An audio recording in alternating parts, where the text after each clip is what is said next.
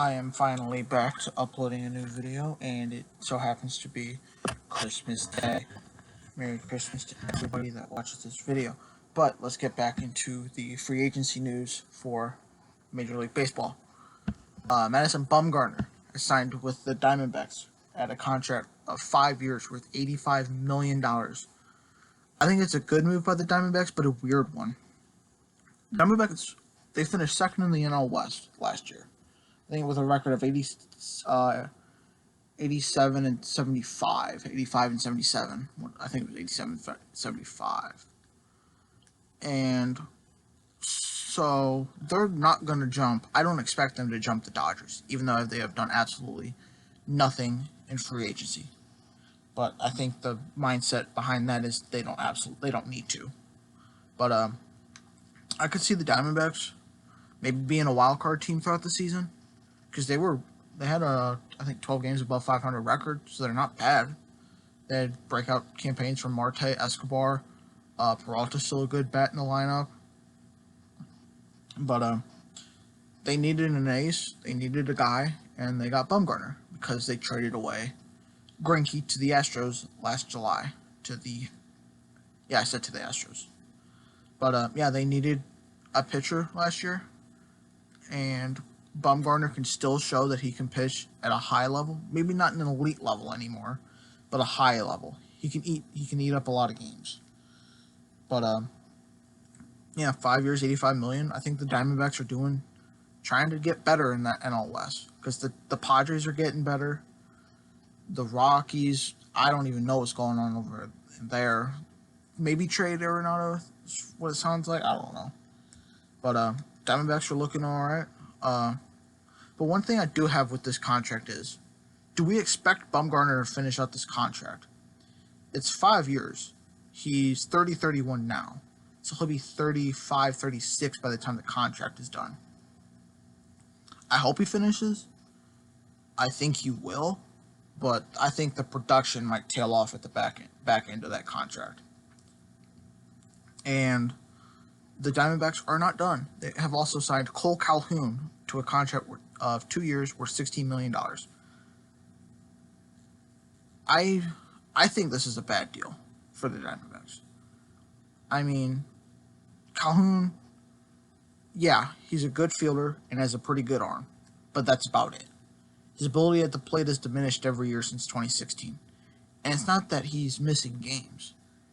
He's usually around 155, 157 games a year, and his batting average tails down every year since 2016, because 2016 it was a 271 batting average, and then it was like a 240, a 231, and then a 206, and that's almost at the Mendoza line.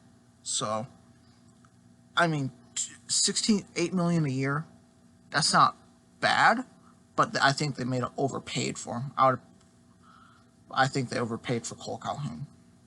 I think they're paying him for what he has done and not what he is doing.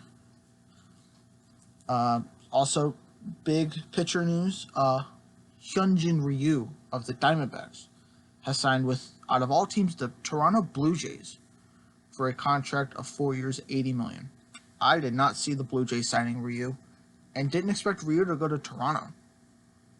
But I guess the shoe fit. They needed a pitcher. They needed a number one pitcher, first of all, because they traded away, I would guess, their marquee pitcher, Marcus Stroman, to the Mets last year. And like I said, they got a really good pitcher back in Ryu. I think he's better than Stroman.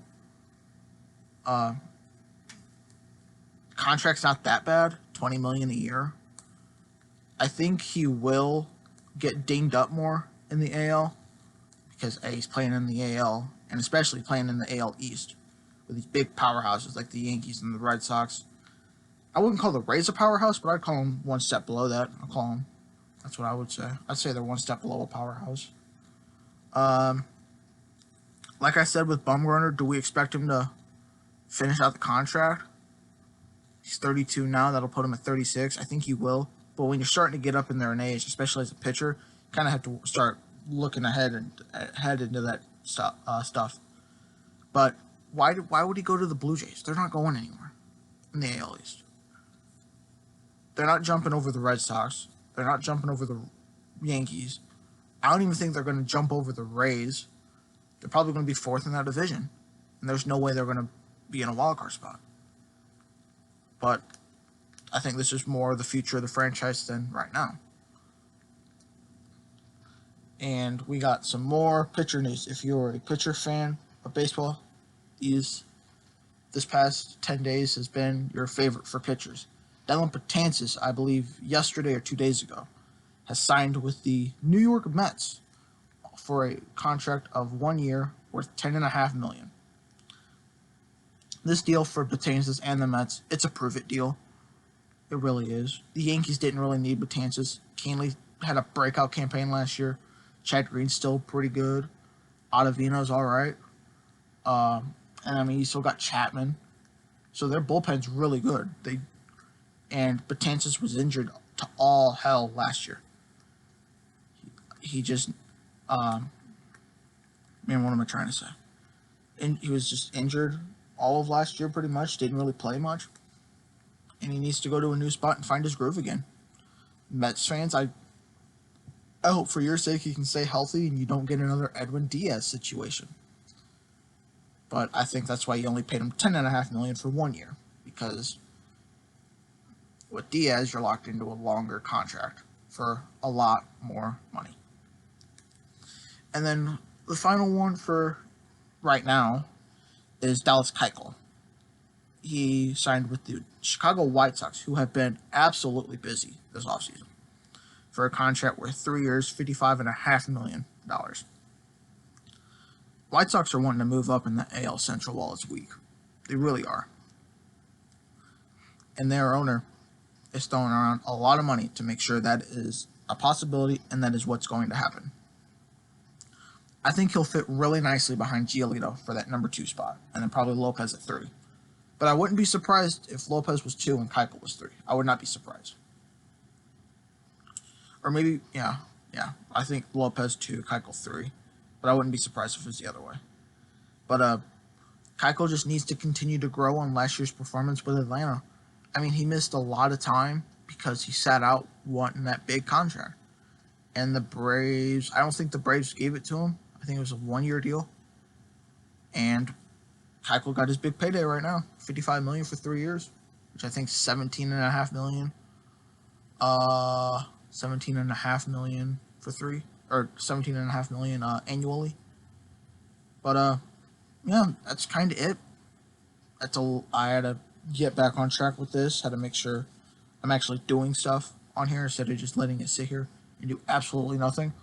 But yeah, if you guys liked the video, press the like button, hit subscribe down below if you haven't already. That would be absolutely appreciated.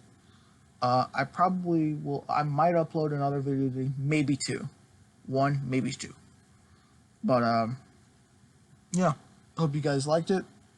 Share this video with all your friends and buddies, and most of all, have a safe and Merry Christmas and Happy Holidays to everybody. I will see you guys in the next video. Bye.